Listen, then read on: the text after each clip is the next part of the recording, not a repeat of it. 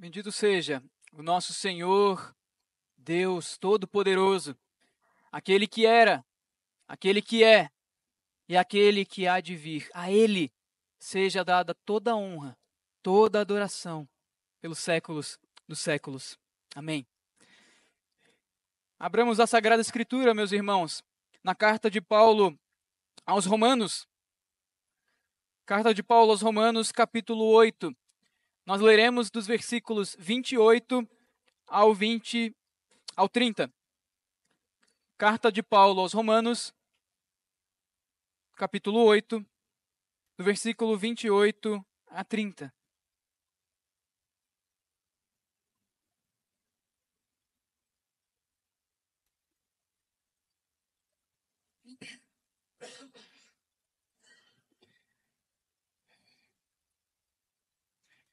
Diz assim a Sagrada Escritura: Sabemos que todas as coisas cooperam para o bem daqueles que amam a Deus, daqueles que são chamados segundo o seu propósito. Porquanto aos que de antemão conheceu, também os predestinou para serem conformes à imagem de seu Filho, a fim de que ele seja o primogênito entre muitos irmãos. E aos que predestinou, a esses também chamou. E aos que chamou, a esses também justificou. E aos que justificou, a esses também glorificou. Abaixe sua cabeça, vamos orar uma vez mais. Ó Deus eterno, nós estamos diante da tua santa, inspirada e infalível palavra. Bendizemos a ti, ó Deus, pelo dom da Escritura que o Senhor nos deu. É um presente que temos este livro, Senhor. Este livro que não é qualquer um, mas é inspirado pelo Senhor e pelo qual o Senhor fala à tua igreja. Bendizemos a ti pelo privilégio de podermos nos reunir e agora escutar a tua voz falando de maneira audível a nós, porque lemos a tua palavra. Ó Senhor Deus, precisamos que o Senhor nos ilumine, precisamos que o Senhor nos ajude a compreender a Sagrada Escritura e precisamos que o teu Santo Espírito venha com graça, com misericórdia, por meio de Cristo Jesus, transformar quem nós somos. Nós somos titubeantes na fé, nós somos fracos e facilmente, ó Deus, somos tão seduzidos pelas coisas deste mundo. Por isso, perdoa-nos e que neste momento o nosso coração esteja aberto para ouvir a tua palavra.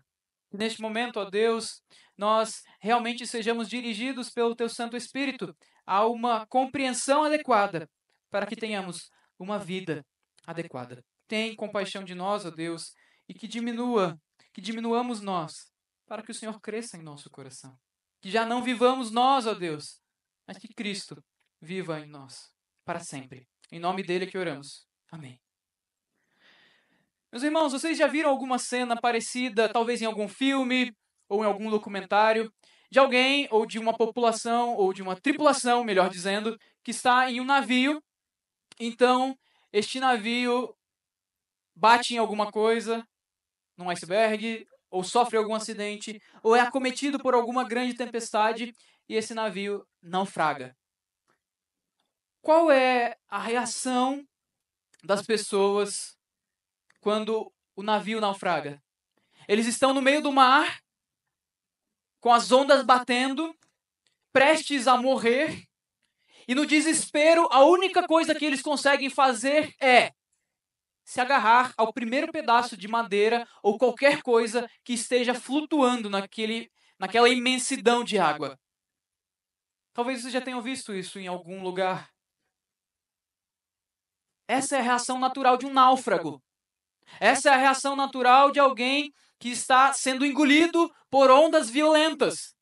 Se agarrar a qualquer coisa que possa dar alguma esperança de vida, alguma esperança de sobrevivência.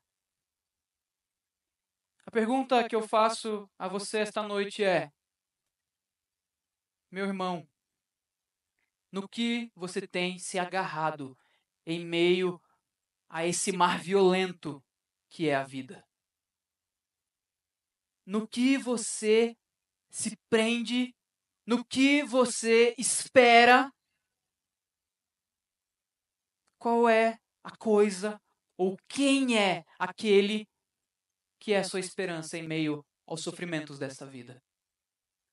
O nosso texto nos dá claramente algo ao que nós podemos nos agarrar em meio a todo o sofrimento pelo qual passamos nesta vida. Muito mais que isso, na verdade. O nosso texto nos dá alguém ao sofrimento. O apóstolo Paulo escreve a carta aos Romanos, meus irmãos, muito provavelmente como quase uma carta de recomendação de si próprio para aquela igreja em Roma. A igreja de Roma não fora plantada por Paulo. Então ele está aqui se apresentando àqueles irmãos. E como ele faz isso? Ele simplesmente escreve talvez o maior tratado teológico da história. A carta aos Romanos é dita ser a carta mais teológica do Novo Testamento junto com Efésios. E talvez seja verdade mesmo. Em Romanos, nós temos as doutrinas básicas do Evangelho. Nós temos como o ser humano abandona a Deus, a adoração ao Deus verdadeiro, e passa para a adoração de ídolos deste mundo. Nós temos como esse ser humano é pecador, miserável e não pode se achegar a Deus por conta própria. Mas então nós temos a grande virada de chave, que é a verdade do Evangelho. Que agora, Cristo Jesus, sem depender das nossas obras, sem depender da nossa obediência à lei, nos salva. Mas este homem continua com dificuldades. Há lutas internas a vencer. É o que Paulo trata nos capítulos 6 e 7. E no capítulo 8, nós temos a grande obra do Espírito Santo na vida do cristão. Paulo começa o capítulo 8 dizendo assim, depois de ter feito aquela afirmação pesada no versículo 24 do 7, ao dizer, desventurado homem que sou, quem me livrará do corpo desta morte? Aí ele começa o 8 dizendo, agora, pois, já nenhuma condenação há para os que estão em Cristo Jesus. Porque a lei do Espírito da vida em Cristo Jesus te livrou da lei do pecado e da morte. E o capítulo 8 vai descrever, então, essa obra maravilhosa do Espírito Santo na vida do cristão. De como o Espírito Santo dá vida. Como o Espírito Santo realmente livra das amarras da nossa condenação. E aplica a vida de Cristo a nós. E no versículo 18 do capítulo, nós temos uma outra virada de chave. Após dizer que nós somos filhos e herdeiros, porque fomos adotados por Deus Pai, mediante a obra de Cristo e a aplicação dessa obra pelo Espírito Santo, o apóstolo Paulo diz, porque para mim tenho por certo que os sofrimentos do tempo presente não podem ser comparados com a glória a ser revelada em nós. E o restante do capítulo 8 talvez seja a maior argumentação que Paulo já escreveu sobre o porquê o sofrimento não pode ser comparado com a glória que há de se revelar em nós. Paulo dá 3 grandes argumentos. Do versículo 18 ao 25, ele diz que a glória que está para ser revelada não pode ser comparada com os sofrimentos atuais, porque essa glória é majestosa, há uma glória futura. Nós seremos transformados e a criação será transformada. Portanto, o sofrimento que nós passamos aqui não é nada.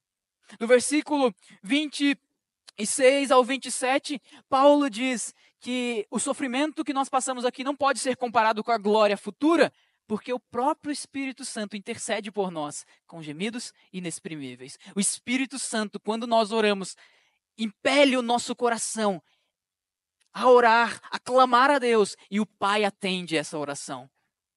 E agora, nos versículos 28 a 30, nós temos o terceiro argumento de Paulo, do porquê os sofrimentos não podem ser comparados com a glória futura. Nós podemos dizer que é justamente porque Deus controla todas as coisas. Então o imperativo de Paulo nesse momento é, confie neste Deus. Certamente virá sofrimento. Ninguém está isento disso. Mas confie em Deus em meio ao sofrimento. E eu quero destacar 3 motivos que se complementam do porquê nós precisamos confiar em Deus em meio ao sofrimento. Primeiro deles, confie em Deus em meio ao sofrimento, pois Deus faz tudo cooperar para o seu bem. Isso nós vemos no versículo 28. Paulo começa dizendo que nós sabemos que todas as coisas cooperam para o bem daqueles que amam a Deus. Olhem que certeza maravilhosa, meus irmãos. Paulo aqui não está dizendo, eu acho que, eu tenho a impressão, olha, eu juntei aqui alguns argumentos e me parece que todas as coisas cooperam para o bem. Não, ele não está dizendo isso. Ele está dizendo algo do tipo assim, olha, eu conheci que tudo o que acontece na minha vida coopera para o bem das coisas, daqueles que amam a Deus. Não importa o que seja, é uma convicção poderosa que ele teve antes e continua tendo por toda a sua vida. Mas Paulo não diz, eu sei. Paulo diz, sabemos. Quem? Ele e a igreja para a qual ele está escrevendo. Paulo está dizendo para aqueles crentes em Roma que nós podemos ter certeza desta verdade que ele está revelando aqui. É uma convicção inabalável, ou pelo menos deve ser. É algo que nós não precisamos duvidar. E que certeza é essa? Que todas as coisas cooperam para o bem daqueles que amam a Deus. Meus irmãos, é muito difícil perceber essa realidade. É muito difícil nós olharmos para as coisas que acontecem na nossa vida e dizermos que, de fato, mesmo quando a dor vem, mesmo quando a doença vem, a falta de dinheiro aparece, tudo isso está cooperando para o nosso bem. Nós somos muito limitados em nossa visão. Muitas pessoas usam esse texto de forma completamente equivocada, dizendo o seguinte: olha, o texto está afirmando que se você ama a Deus, tudo na sua vida vai correr muito bem. Tudo na sua vida vai dar certo. Então, se você ama a Deus, aquele emprego, aquela porta de emprego vai ser aberta. Se você ama a Deus, aquela doença incurável vai ser curada. Se você ama a Deus, a sua conta bancária vai estar repleta, cheia. Paulo está dizendo, tudo coopera para o bem. Mas do que Paulo está falando? O que é esse tudo? Justamente dos sofrimentos. Os sofrimentos que ele fala no versículo 18. Ele está incentivando a igreja de Roma a permanecer, mesmo em meio ao sofrimento. Que verdade maravilhosa. Você tem noção, meus irmãos, que todas as coisas acontecem juntamente para um bem maior na sua vida? Deixe-me dar um exemplo. Talvez seja o mais óbvio das Escrituras, quando nós vemos a vida de José. José teve uma vida muito sofrida. Ele foi vendido como escravo pelos seus irmãos. Ele sofreu traições lá no Egito. Ele foi acusado injustamente, ele foi preso. Mas então, depois de tudo isso, o Senhor o eleva à posição de vice-gerente, nós podemos dizer, vice-governador do Egito. Então vem a fome e os seus irmãos vêm da terra de Canaã para o Egito para pedir comida. E nós conhecemos a história. José, depois de um tempo, se revela aos seus irmãos e pede para que o seu pai venha vê-lo e o povo de Israel então desce para o Egito. Jacó morre. E qual que é o medo dos irmãos? José vai nos matar. José vai acabar conosco. Porque agora o nosso pai não está aqui mais para impedir, nós fizemos mal para ele, acabou. E eles vão pedir misericórdia de José. Mas qual é a resposta de José? Ora, vocês intentaram mal contra mim. Mas Deus transformou esse mal em bem. Todas as coisas cooperam para o bem daqueles que amam a Deus. Tudo é tudo. O texto não está nos prometendo que nós teremos vida fácil. O texto não está nos prometendo que Deus precisa nos curar sempre. O texto não está nos prometendo que Deus precisa nos dar dinheiro. O texto não está nos prometendo nada disso. Mas ele está nos prometendo uma coisa, que mesmo quando a dor vier, e ela certamente virá, tudo isso está levando a um propósito final. Por quê? Porque nós amamos a Deus. E Paulo então especifica aqueles que amam a Deus. E quem são esses? O versículo 28 encerra dizendo: daqueles que são chamados segundo o propósito de Deus. Que propósito é esse que Paulo está tratando? Quem são esses que amam a Deus porque foram chamados segundo o propósito de Deus? Bom, meus irmãos, nós podemos dizer com certeza que todas as coisas cooperam para o nosso bem, porque desde a eternidade, Deus nos incluiu em um plano muito maior do que nós podemos imaginar. Um plano que dizia respeito ao seu próprio filho. Que plano é esse? É o plano de nos salvar pela graça que nos foi dada antes dos tempos eternos em Jesus Cristo.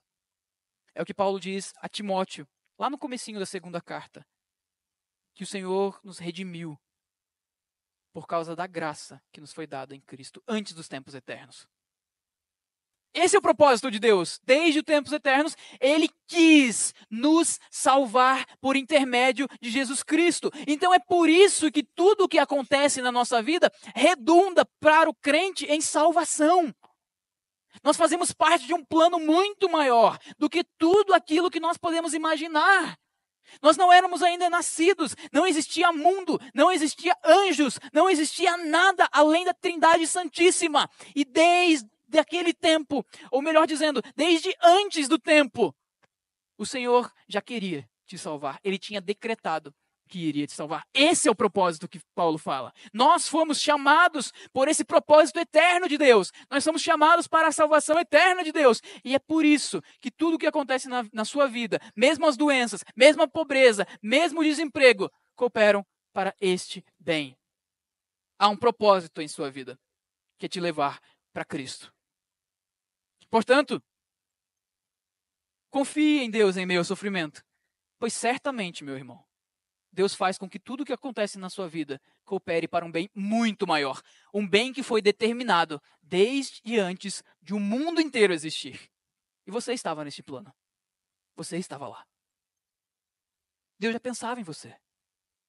Não serão essas dificuldades que o afastarão de Cristo. Muito pelo contrário, elas te levam para mais perto do Senhor.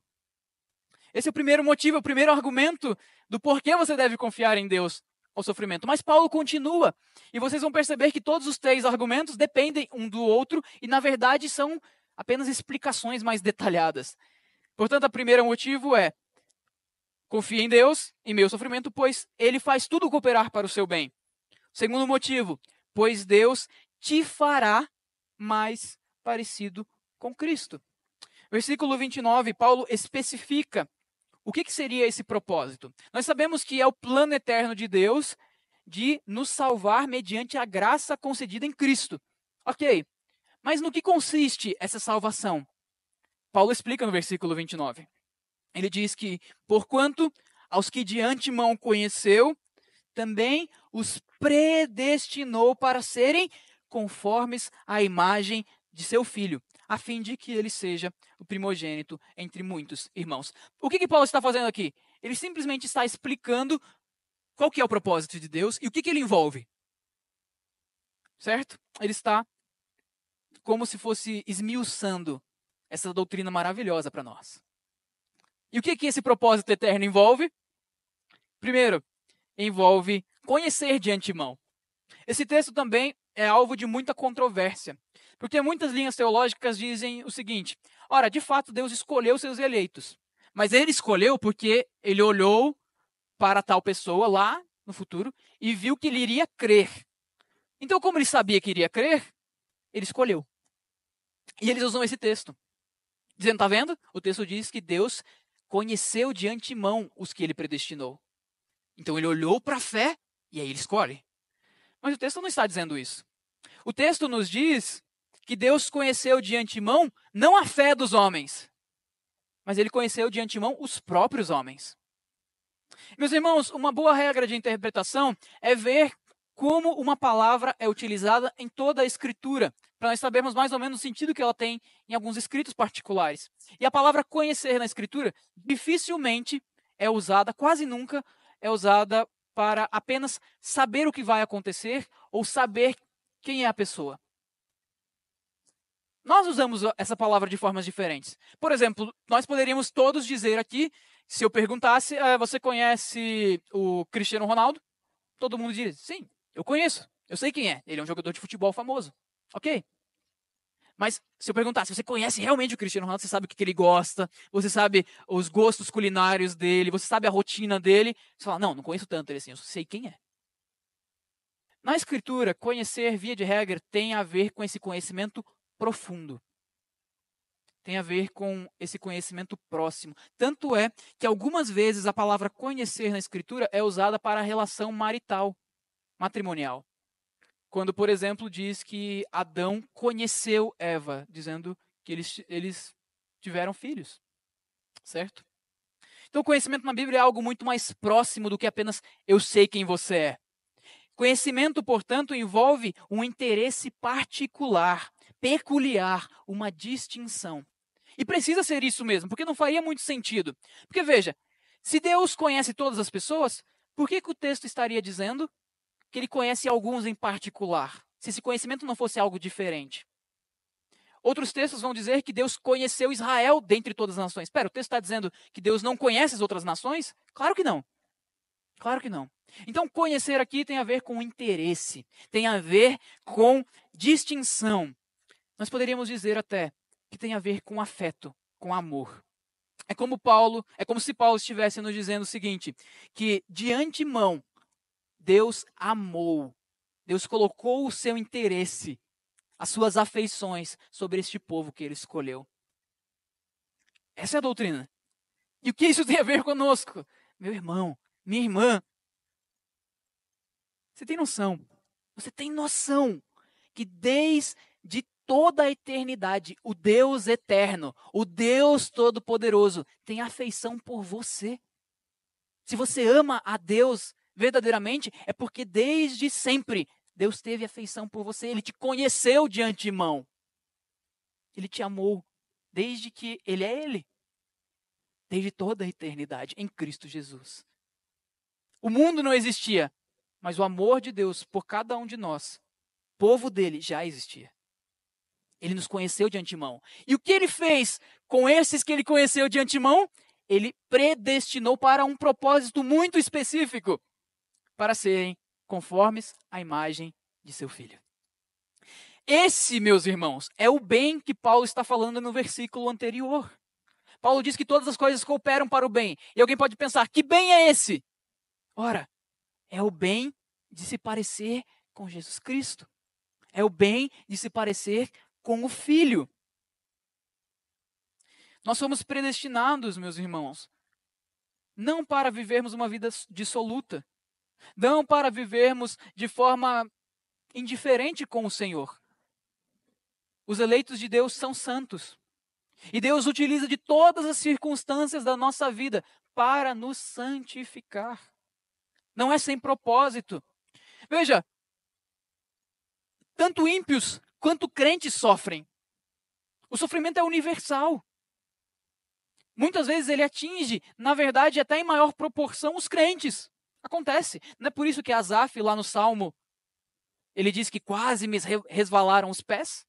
É por isso, porque estava vendo que estava sendo fiel a Deus e estava sofrendo. O ímpio estava sendo infiel a Deus, mas estava prosperando. Como é que funciona isso? Bom,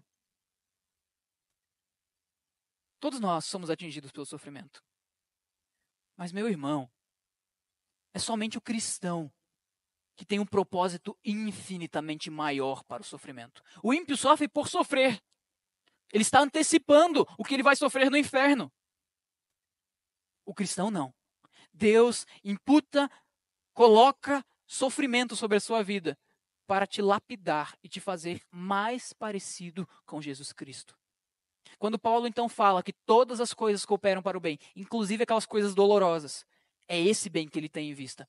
Ele está dizendo que cada dificuldade que você passa, que cada aflição que você passa, que cada noite sem dormir, que cada doença, que cada noite no hospital, que cada ente querido que parte, está te fazendo de alguma forma mais semelhante ao nosso Senhor e Salvador Jesus Cristo, porque foi para isso que Ele te escolheu.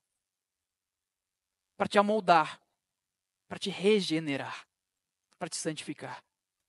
Talvez o maior exemplo de sofrimento que nós tenhamos na Bíblia, quando nós falamos em sofrimento, nós pensamos em quem? Jó.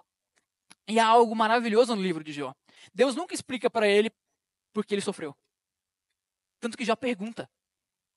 Jó pergunta e chega a falar para Deus assim, Deus, tens por acaso olhos de carne para entender o que eu estou passando? E aí Deus então aparece para Jó e faz ele ficar quietinho. Porque ele começa a perguntar, você estava lá quando eu lancei os fundamentos da terra? Você sabe como eu fiz isso? Você não é tão sábio? Responde. E Jó simplesmente baixa a cabeça e diz, eu não sabia do que eu estava falando. E nós sabemos como a história termina. Deus restitui as riquezas de Jó. Deus dá outros filhos para Jó, porque ele havia perdido os filhos mortos.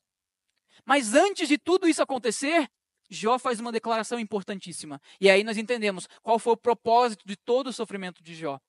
Lá no capítulo 42, versículo 5, ele diz: Antes eu te conhecia só de ouvir falar, porém agora os meus olhos te veem. O que aproximou Jó de Deus? O sofrimento. Nós não defendemos uma teologia do sofrimento, ninguém está dizendo para você vender tudo que você tem, ser muito pobre e viver se batendo, ninguém está querendo isso. Ninguém clama por sofrimento.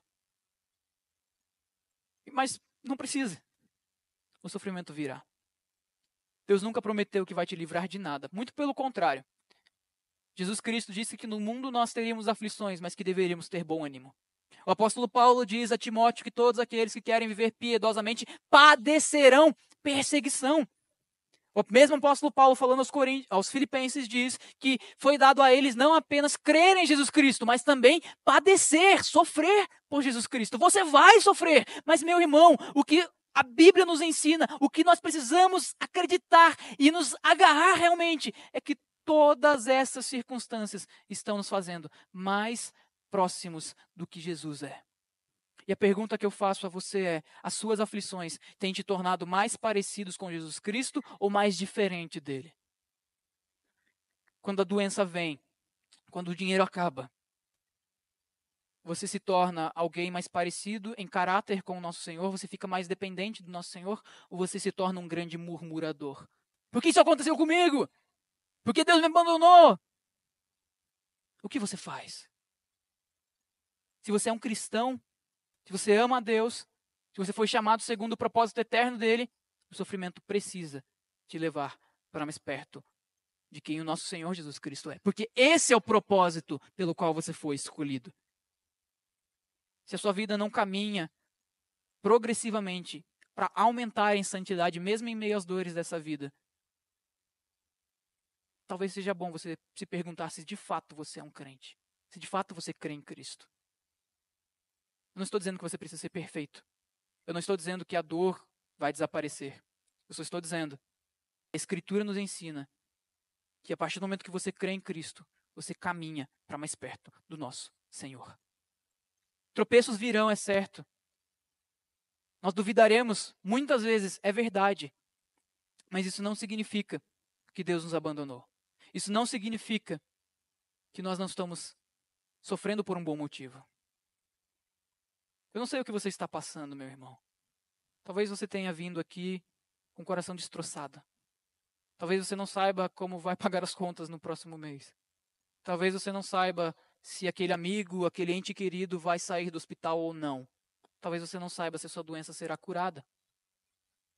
Mas não desperdice isso se tornando um murmurador. Use isso para a glória de Deus. Eu sei que é difícil, mas o Espírito Santo nos capacita porque foi para isso que Ele nos escolheu. É para isso que Ele nos permite passar por aflições. Que a dor te torne mais próximo de Jesus. O pastor John Piper, ele passou por um câncer. E depois disso ele escreveu, eu não sei se foi um livro ou se foi um texto, eu não me recordo.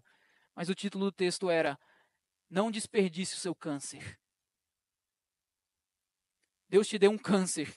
Use ele para glorificar a Deus de alguma forma. É esse o propósito da nossa vida. É para isso que você foi escolhido.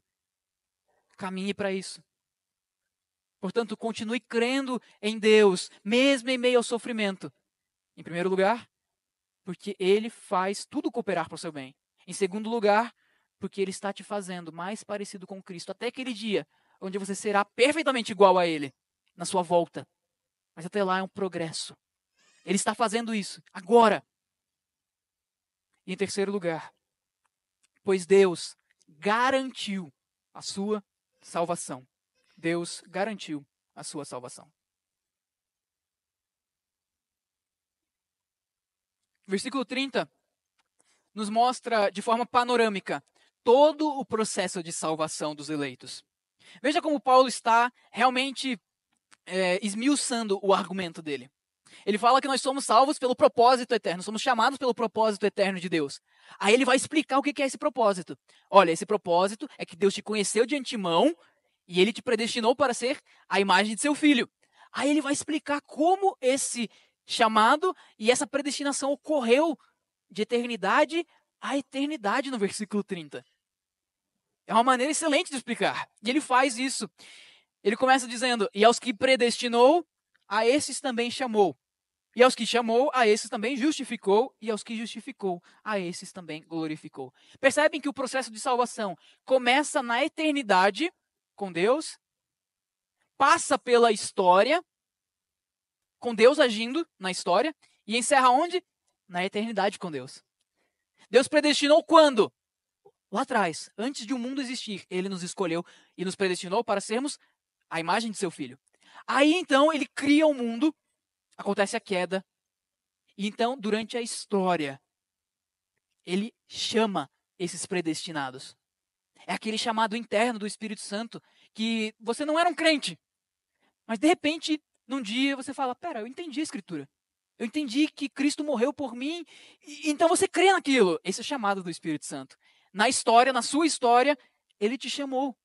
E quando você é chamado de modo eficaz, o que acontece com você? Você é justificado. Significa que agora Deus imputa, ou seja, coloca a justiça de Jesus Cristo sobre você que é um pecador. Ele não considera mais os seus pecados, mas ele considera a justiça de Cristo que foi ganha naquela cruz. Ele te trata como se você fosse tão justo como Cristo. É por isso que ele te aceita. Os seus pecados estão perdoados, você foi justificado. Então você caminha nessa vida. E essa história acaba onde? Na glorificação final, onde você será tal como Jesus Cristo é. Mas sabe o que é curioso nessa passagem? Se vocês olharem para todos os verbos aqui, eles estão no passado. E é fácil de entender os 3 primeiros. Porque vejam, Deus predestinou lá no passado. Se eu sou crente, Deus me chamou no meu passado. E também me justificou no meu passado. Só que o texto não diz que Deus apenas justificou você. O texto diz que Deus já te glorificou. Não está errado isso? Não deveria ser no futuro? Aos que justificou, ele glorificará. Não, ele glorificou. Aí você pode perguntar: mas eu não estou glorificado. Como é que funciona isso? Os irmãos, que coisa belíssima. Glorificou está no passado aqui, porque é uma certeza. É uma certeza da realização. É como se Deus já tivesse completado a sua obra. E de fato ele já o fez. Ele já decretou como tudo acontecerá. Desde o princípio, Deus já determinou o seu fim. Se você é salvo, realmente salvo, não há possibilidade de você se perder. Porque quem garante a sua salvação do começo ao fim da história é o Deus soberano. E os sofrimentos nunca poderão te tirar isso. Jamais poderão te tirar isso. Deus garantiu, desde toda a eternidade, a sua salvação. Deus garantiu a sua salvação. É como um escritor. Pense em alguém, pense que você vai escrever um livro. Normalmente, qual é o roteiro? Você pensa nos personagens principais, você desenrola a história na sua cabeça, e então, quando você decide, no final vai acontecer isso, você começa a escrever a história, de fato. É mais ou menos isso. Deus já traçou tudo o que vai acontecer. Deus já traçou o seu fim. Então agora ele está escrevendo durante toda a história como isso vai acontecer. Mas é fato que a sua chegada é certa. É fato que você não perecerá, porque é o Senhor quem te sustenta. Portanto, não existe dor no mundo que possa te apartar do nosso Senhor. É por isso que você precisa continuar crendo. É por isso que você precisa continuar perto de Cristo. É por isso que você precisa continuar firme, meu irmão. Ele já garantiu a sua salvação. Não tem nada nesse mundo que possa te vencer. Você pode até ser morto, como os apóstolos foram. Você pode ter a sua cabeça decapitada por amor a Cristo, como os apóstolos foram. Você pode ser crucificado de ponta cabeça, como Pedro foi. Mas nem mesmo isso pode te destruir.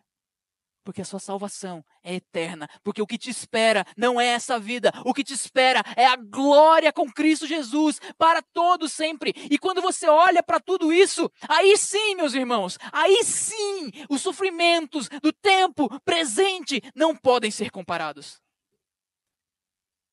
O que é uma doença? Para você que vai comer da árvore do fruto da vida, que é para a cura das nações. O que é a pobreza para você que terá a coroa de glória incorruptível no céu? O que é a saudade para você que estará para sempre com os seus entes queridos crentes no céu e na presença do Cordeiro, num mundo renovado, onde nem lágrima, nem dor, nem lamento entram? Quando você olha por essa perspectiva para os problemas, eles realmente se tornam algo muito menor. Algo muito menor. Nós temos que aprender a olhar para essa vida na perspectiva eterna. Olhem as verdades que nós temos aqui. Nós somos predestinados para sermos a imagem de Jesus Cristo. Ele nos adotou como irmãos mais novos. E Ele garante a nossa salvação desde o princípio até o final. Portanto, continue crendo em Deus, mesmo em meio aos seus dias mais escuros. O Senhor não te abandonou. Ele garante a sua chegada, assim como garantiu a sua partida. Portanto, concluindo, eu quero perguntar mais uma vez: qual é a tábua do navio a qual você tem se agarrado no meio das tempestades dessa vida? Qual é a convicção que te mantém boiando na superfície quando tudo dá errado para você? Se a sua confiança for naquilo que você tem, qualquer um pode te tirar. Se a confiança for no seu conhecimento, na sepultura não há conhecimento. Se a sua confiança for a sua força, você vai envelhecer e vai ficar fraco. Se a sua confiança for qualquer coisa que não Cristo, a sua esperança está totalmente comprometida. Você perderá o chão quando o sofrimento vier. Você perderá o chão. Mas se aquilo no que você se agarra é o Deus eterno, que te amou desde antes de você existir, que te escolheu, que tem afeição por você desde sempre, que está fazendo você se parecer mais com Jesus Cristo todos os dias, de diversas formas diferentes. Se a sua confiança for nele, olhem como Paulo termina o capítulo 8. Ele está motivando os romanos a permanecerem, e olhe como ele termina. Leiamos o versículo 38 a 39. Paulo diz: porque eu estou bem certo de que nem a morte, nem a vida, nem os anjos, nem os principados, nem as coisas do presente, nem as do porvir, nem os poderes, nem a altura, nem a profundidade, nem qualquer outra criatura poderá separar-nos do amor de Deus que está em Cristo Jesus, nosso Senhor. Se a sua esperança está em Cristo, a sua esperança é eterna e nada e nem ninguém pode tirar ela de você, nem a doença, nem a cama de hospital, nem a morte, meu irmão. Então vá e morra tranquilo se for essa a vontade do Senhor. Você está com Cristo. Confie em Deus em meio ao sofrimento. Amém. Levantem-se, vamos orar para encerrar. Eu orarei e nós encerraremos fazendo a oração do Pai Nosso, certo? Oremos. Ó Senhor Deus Todo-Poderoso, Tu és maravilhoso. E a súplica que nós damos a Ti, ó Deus, fazemos a Ti neste momento, é que nos ensine a realmente confiar no Senhor. Nós queremos confessar o nosso pecado a Ti, porque muitas vezes nós ficamos ansiosos pelas coisas deste mundo. Muitas vezes, ó Deus, nós, ao contrário do que Jesus Cristo nos ensinou, ficamos pensando sobre o que comer, o que vestir, ou qualquer outra coisa do tipo. E nós pedimos perdão a Ti. Pedimos perdão porque o Senhor, na Tua palavra, nos dá todos os argumentos possíveis para que nós confiemos no Senhor, mesmo quando o Senhor inflige sofrimento sobre nós. Mas ainda tantas vezes nós não cremos. Ó Deus, nós suplicamos a Tua graça, a consolação do Teu Santo Espírito e a coragem para enfrentar as dores desta vida, Deus. Certamente, nós reconhecemos que muitas vezes realmente dói, e dói muito. Muitas vezes nós nos preocupamos, muitas vezes nós sentimos no corpo e na alma dores, Senhor, sejam elas quais forem. E o Senhor nunca nos prometeu que iria diminuí-las. Nós sempre rogamos a Ti e cremos que o Senhor pode nos livrar de qualquer coisa, que o Senhor pode operar grandes milagres em nossa vida, que o Senhor pode nos tirar as doenças mais incuráveis. Mas pode ser que o Senhor não tire. Mas o que clamamos nesta noite é que o Senhor não nos deixe usar dos nossos problemas, das nossas dores, como pretexto para pecarmos, para nos apartarmos de Ti. Mas que o propósito eterno que o Senhor instituiu com Teu Filho Jesus, de fazer convergir nele todas as coisas, de nos fazer mais parecidos com Ele, inclusive por meio dos sofrimentos, inclusive por meio daquilo que nos aflige, seja cumprido em nossa vida. Que ao chorarmos, ó Deus, choremos diante de Ti. Que ao lamentarmos, lamentemos diante do Senhor. Que nós aprendamos o que é humildade, que nós aprendamos o que é dependência, e que assim, ó Deus, nós tenhamos a fé fortalecida. Ó Deus, tem misericórdia de nós, porque temos tanto a aprender ainda. Temos tanto que caminhar ainda. Mas louvado seja o Senhor pela Tua palavra, que nos convence que temos em quem nos agarrar. Tu és, ó Deus, Tu és a nossa confiança. Tu és o nosso castelo forte. Tu és, ó Deus, a nossa fortaleza, o nosso esconderijo. Tu és aquele em quem nós podemos confiar, tanto na vida quanto na morte. E certamente, quando abrirmos os olhos, na eternidade estaremos contigo, porque o Senhor já garantiu, porque o Senhor já nos comprou, e porque agora está nos santificando, nos preparando para aquele glorioso dia que te veremos face a face e seremos tal como Tu és. Nos leva a salvo até aquele dia, ó Deus. Não permita que as Tuas ovelhas sejam arrebatadas do Teu aprisco e ajuda-nos a confiar diariamente no Senhor. Essa é a oração que fazemos, em nome de Cristo Jesus. Amém. Pai nosso que estais nos céus, santificado seja o Teu nome. Venha o Teu reino, seja feita a Tua vontade, assim na terra como nos céus. O pão nosso de cada dia nos dai hoje. Perdoa as nossas dívidas, assim como nós perdoamos os nossos devedores. E não nos deixes cair em tentação, mas livra-nos do mal, pois Teu é o reino, o poder e a glória para sempre. Amém.